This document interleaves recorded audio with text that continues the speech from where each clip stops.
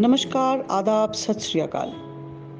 आशा है आप सभी इस खतरनाक दौर में भी जीवन की हर एक चुनौती का बढ़ चढ़कर सामना करने को तैयार खड़े हैं। जी हाँ दोस्तों, समय बहुत खराब चल रहा है, लेकिन उससे भी बड़ा है हमारा मन, हमारा मनोबल, हमारा प्रोत्साहन, जो हम प्रत्येक दिन एक दूसरे के साथ बनाते, बढ़ाते, चढ़ाते रहते हैं। जी हाँ, जीवन और मृत्यु एक ऐसा सच है जिससे कोई कभी भी अपना मुंह नहीं मोड़ सकता।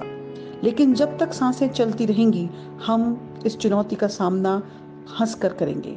यही सोचकर हर दिन, हर सुबह मुस्कुरा के उठते रहिए और मुस्कुरा कर आगे बढ़ते रहिए। राइटर्स क्लब, इस ग्रुप में हम सब एक दूसरे के लिए एक प्रोत्साहन की सीढ़ी बनकर खड़े हुए हैं। आप सभी रचनाकारों का हार्दिक अभिनंदन है कि आप अपनी खूबसूरत रचनाएं यहाँ प्रस्तुत करते रहिए।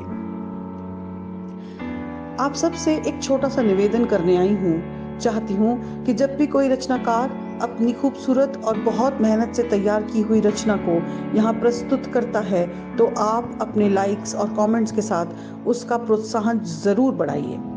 ये कोई प्रतिस्पर्धा नहीं कि किसको कितने कमेंट्स मिले, परंतु ये हमारी एक इंसानियत और लेखक होने के नाते धर्म कर्तव्य है कि हम एक दूसरे को यह बताते रहें कि आपका लेखन हमें कितना अच्छा लगा। एक लेखक बहुत भावुक होता है।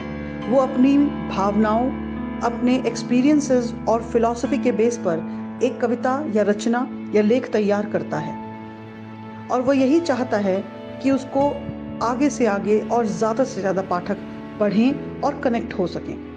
जब कनेक्ट होते हैं तो अपनी भावनाओं को कमेंट में लिखने में ज़रा भी देर मत कीजिए, क्योंकि वो लेखक की भावना वहीं अटकी है कि कहाँ मेरा कोई पाठक ये बताए कि मैंने ये कैसा लिखा है।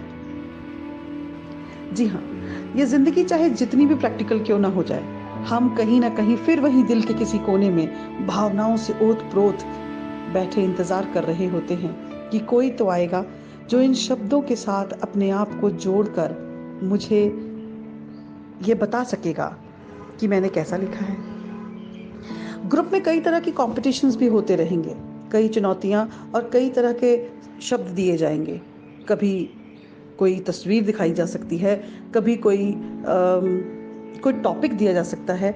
आपको उसमें बढ़ चढ़ कर हिस्सा लेना चाहिए, क्योंकि एक लेखक जितना पढ़ेगा और जितना ऐसे प्रतियोगिताओं में भाग लेगा, उतना ही उसका लेखन पॉलिश्ड होता रहेगा।